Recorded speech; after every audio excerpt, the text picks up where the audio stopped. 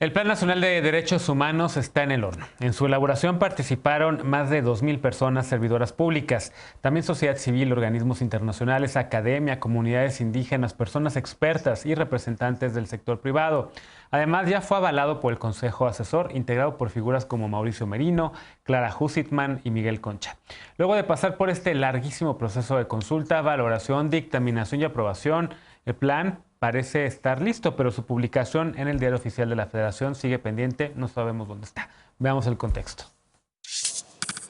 Anunciado en 2019, el Plan Nacional de Derechos Humanos, derivado del Plan Nacional de Desarrollo 2019-2024, está pendiente de publicación. Elaborado y dictaminado por la Subsecretaría de Derechos Humanos de la Secretaría de Gobernación, busca articular las acciones del Poder Ejecutivo para la atención de la crisis de derechos humanos y violencia que vive el país. Según el segundo informe de labores, publicado en septiembre pasado, se encuentra en la etapa final del proceso establecido para su publicación, tras haber sido avalado por el Consejo Asesor de Personas Expertas en la Defensa y Promoción de los Derechos Humanos. Su elaboración inició en junio de 2019 con una etapa consultiva donde participaron funcionarios y organizaciones de la sociedad civil en 14 foros realizados en 11 entidades. En la segunda fase, la etapa técnica, se sometieron a revisión y consulta los 5 objetivos prioritarios planteados, entre ellos atender las violaciones graves a derechos humanos e implementar políticas para garantizar el respeto a los derechos de las poblaciones vulnerables. En agosto pasado, 25 organizaciones de la sociedad civil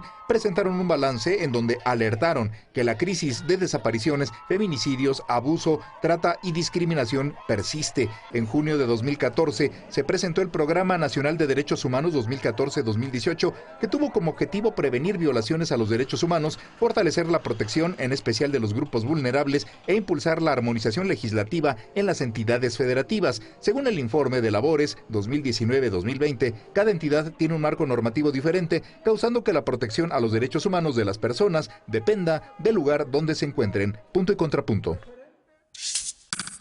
Segundo tema a discutir esta noche, Eder, sí se ha escuchado mucho reclamo por parte de algunas organizaciones de la sociedad civil que participaron en este proceso. Incluso hubo un quiebre el año pasado en torno al tema de CONAPRED y algunos de sus consejeros, como Mauricio Merino, quienes renunciaron a seguir al frente de ese consejo de manera emérita. También se ventiló también un desacuerdo entre Merino, también quien forma parte pues, de ese consejo asesor en la Secretaría de Gobernación, con el subsecretario Alejandro Encinas por el tema de este plan nacional de Derechos Humanos. Y hoy no sabemos dónde está, supuestamente ya está terminado, supuestamente tendría que estar publicado, pero pues a la fecha no sabemos quién lo tiene. Sí, a ver, hemos platicado, de hecho el programa anterior platicábamos este tema de que a veces la burocracia es muy lenta. Andrés Manuel hablaba al principio del gobierno del elefante reumático, ¿no? El elefante blanco reumático. Y de repente estar movilizando escritorio por escritorio para que las cosas sucedan. Aquí, en este caso, me parece que hay un poco de eso. Espero que solo sea eso, porque el programa, efectivamente, el plan ya está. Fue un esfuerzo muy fuerte de las organizaciones de la sociedad civil que se llevó a cabo con la Subsecretaría de Gobernación, que personalmente creo que le ha dado un perfil muy digno a la Secretaría de Gobernación. Después de todos los antecedentes históricos que tenemos de esta dependencia, se ha trabajado de la mano con las víctimas. Este gobierno ha hecho lo que ningún otro por las víctimas, pero ya lo decía hace ratito Sara, todavía tenemos casos en donde, por ejemplo, las policías le siembran marihuana a los jóvenes solo por ser jóvenes morenos, pobres, y los inculpan y los meten a la cárcel. Vemos la crisis que tenemos de violencia de género, estado por estado, municipio por municipio, y como es una cantidad impresionante, porque durante estos años de guerra se desquebrajó por completo el tejido social. Vamos a hablar ahorita en un ratito del tema del outsourcing, en donde básicamente se le violaron de manera integral los derechos a las personas trabajadoras, todos los derechos. Entonces, son un montón de temas donde urge que haya mucha claridad en torno a la ruta para que este Estado, como bien dice siempre el presidente, sea un Estado de derecho y que sea un Estado de Derecho en donde la prioridad sea la protección integral de las personas. Y por eso mismo es necesario que este plan se publique, porque aunque el subsecretario lo tenga claro, aunque la secretaria Olga Sánchez Cordero lo tenga claro, aunque el presidente tenga clara la ruta para garantizar los derechos humanos de todas las personas, es necesario que esta misma claridad esté en toda la opinión pública, que se someta a discusión. Es necesario que también otros funcionarios de otro nivel de gobierno federal, pero también de los gobiernos estatales y municipales, conozcan cuál es el plan de la 4T en torno a la instrumentalización para la defensa de los derechos humanos, y por eso es urgente, pero además porque fue un compromiso hecho. Otra vez, algo que debe ser un sello distintivo de la 4T, como lo es de Andrés Manuel, y hago esta diferencia, es que siempre se cumple con la palabra, siempre tenemos que cumplir con nuestros compromisos, y la publicación de este plan fue un compromiso que como 4T, como gobierno federal se hizo, y que hasta la fecha no se ha cumplido. Entonces debe salir, y si está atorado, como parece que es así, en la Secretaría de Hacienda, bueno, pues que esclarezcan qué está pasando, por qué lo detienen, cuáles son las valoraciones que están haciendo, y con mucha claridad que digan qué se tiene que hacer para que ya se publique, porque pues, ellos son los que menos tendrían ahí que frenar estos procesos. La burocracia no tendría por qué frenar un proceso encaminado hacia garantizar los derechos humanos de las personas. ¿Coincides con esta lectura, Aurelian? La 4T está haciendo como nadie cosas por las víctimas en este país. ¿Te gusta el enfoque de defensa de derechos humanos que tiene este gobierno? Incluida con, bueno, podemos meter incluso el tema de la Comisión Nacional de Derechos Humanos y la polémica llegada de Rosario Piedra Ibarra. Sí, justo, Genaro, yo lo iba a vincular un poco, pues diciendo que es un tema muy nuevo para la historia democrática de México. El primer plan, pues, fue durante el gobierno de Fox, entonces producto de una transición democrática, pues sí, atropellada, pero que dio luz a CONAPRED, como bien comentaste con Rincón Gallardo, CONAPRED que sigue acéfalo y sin ninguna respuesta por parte de la Secretaría de Gobernación, cuando pues la discriminación no se detiene, e incluso pues peor, la discriminación en México empeora. Yo quisiera resaltar, pues sí, la participación de un plan, de un programa abierto. La verdad, pues es la primera vez que tantas personas, e incluso de manera descentralizada, pues participan con grandes personalidades e incluso con una inspiración de la Constitución de la Ciudad de México, con personas como pues Olga Sánchez Cordero, Alejandro Encinas, Lolkin Castañeda o el propio Mauricio Merino, que fueron personas que participaron en el reconocimiento de nuevos derechos a nivel local, a nivel de la Ciudad de México, y que incluso fueron reconocidos a nivel mundial. Entonces se recoge pues varias cosas que estaban inexistentes en el reconocimiento de derechos a nivel federal, como el desplazamiento forzado interno, toda la parte de migración, violencia contra los grupos de atención prioritaria, ¿no? Entonces, incluso posicionando los derechos económicos, sociales y ambientales.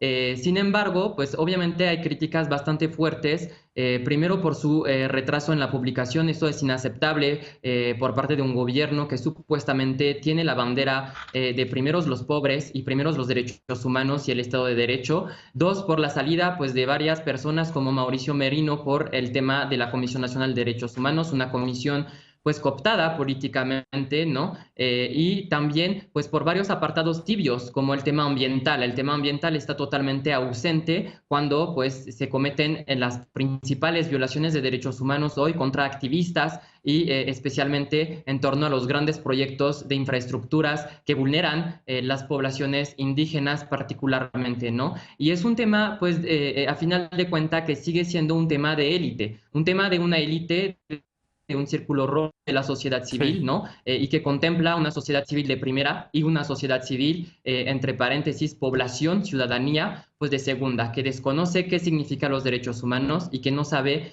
cómo hacerles justiciables y exigibles, ¿no? Y Bien. entonces eso es muy preocupante, porque un derecho, pues, que se queda letra muerta es un peligro para la estabilidad del país. Bien. ¿Cómo lo ves tú, Sara? Es un tema que también tú también has seguido. Es un tema que no sé, hay quien dice que este tema puede estar atorado más bien en Hacienda, que tiene que ver con un tema de recursos, pero que evidentemente, como bien decía Eder, no se vale que por temas burocráticos se esté retrasando algo a lo que se comprometieron y algo a lo que están obligados prácticamente a publicar.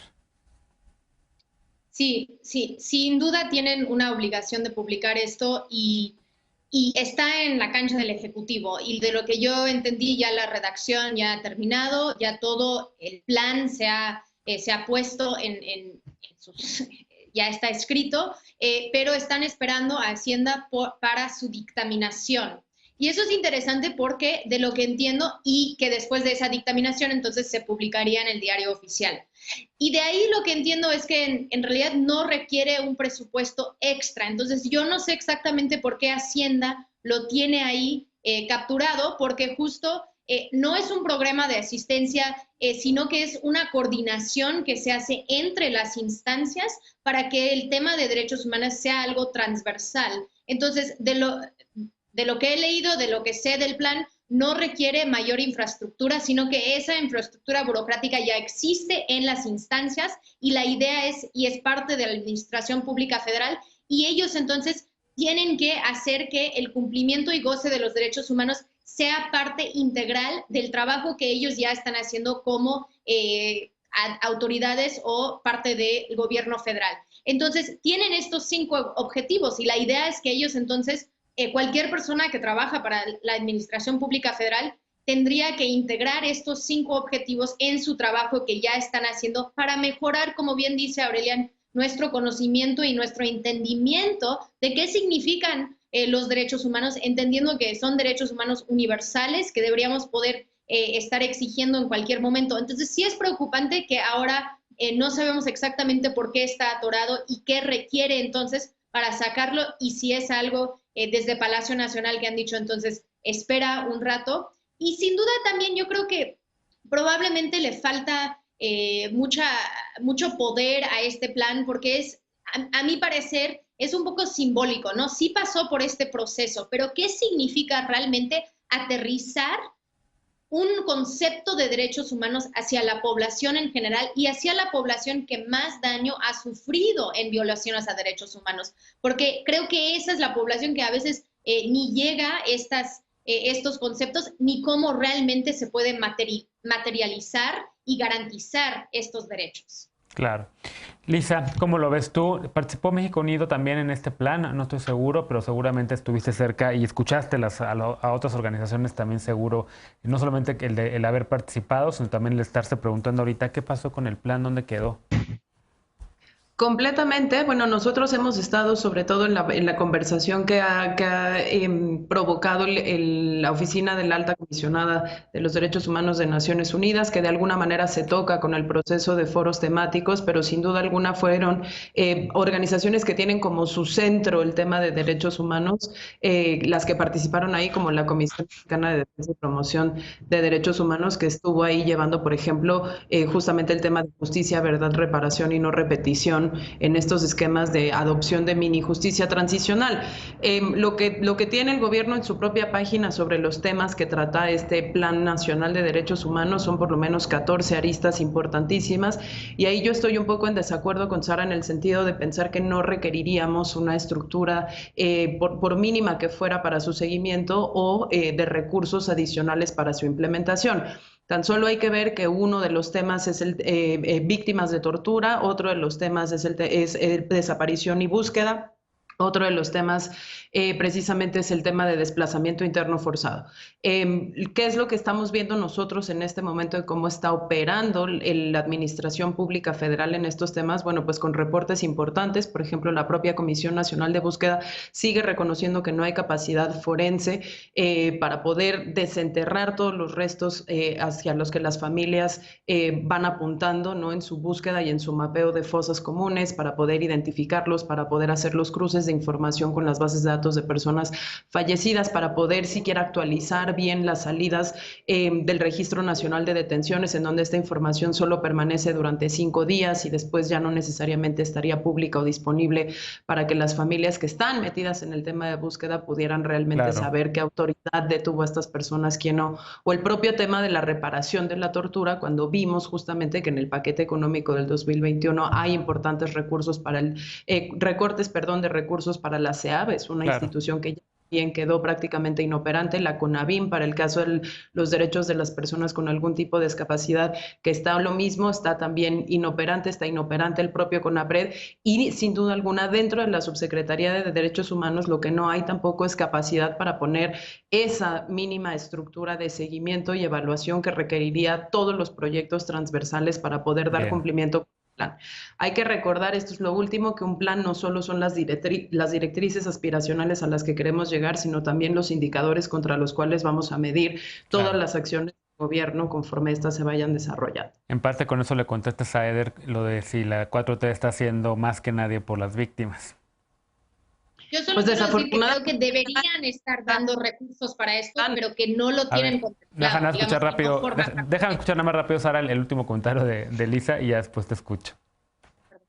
No, diría que dentro de la institucionalidad creada para eso, definitivamente no. Fue muy desafortunado el paso de Mara Gómez, por ejemplo, por ahí, que le reclamaban muchísimo el hecho de que no hubiese respetado los acuerdos de reparación. Se creó toda una estructura de coyotaje alrededor de eso y hoy lo que vemos es que la disponibilidad de fondos para la reparación del daño es cero y eso es terrible, ¿no?